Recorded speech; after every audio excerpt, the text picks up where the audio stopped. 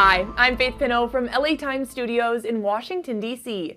Here are some of today's top stories from the Los Angeles Times. President Trump is blaming Tylenol for the rise in autism in the U.S. At a news conference Monday, Trump said taking the popular pain reliever during pregnancy increases the risk of autism in children. He also took aim at childhood vaccines, urging parents to break up the measles, mumps, rubella shot into multiple doses and suggesting parents delay the hepatitis B vaccine up to 12 years. His sweeping statements alarmed health experts across the country. Researchers say there's no strong evidence linking Tylenol to autism.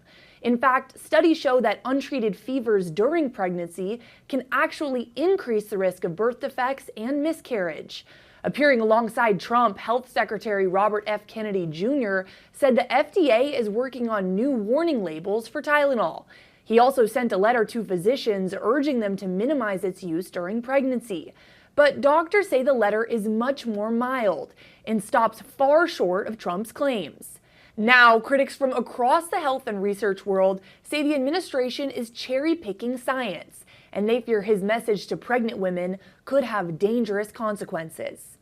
And in other news, a federal judge ordered the Trump administration to restore more than $500 million in UCLA medical research grants. LA Times reporters say the Monday decision comes nearly 2 months after the university's funding was pulled, with the administration accusing UCLA of anti-Semitism, using race in admissions, and recognizing transgender identities.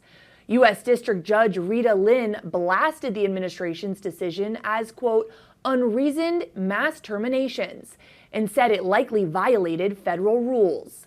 The ruling covers hundreds of National Institutes of Health grants and will restart funding for cancer and stroke research at UCLA and restore millions more for UC campuses across the state. The decision is temporary as the case moves forward, but now researchers say it's a relief, especially when just days ago they were facing layoffs and lab shutdowns.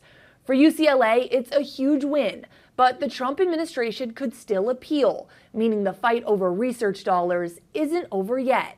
The Justice Department has until September 29th to tell the court how it's complying with the order or explain why it can't. That's it for now. To read these stories and more, be sure to subscribe to the LA Times.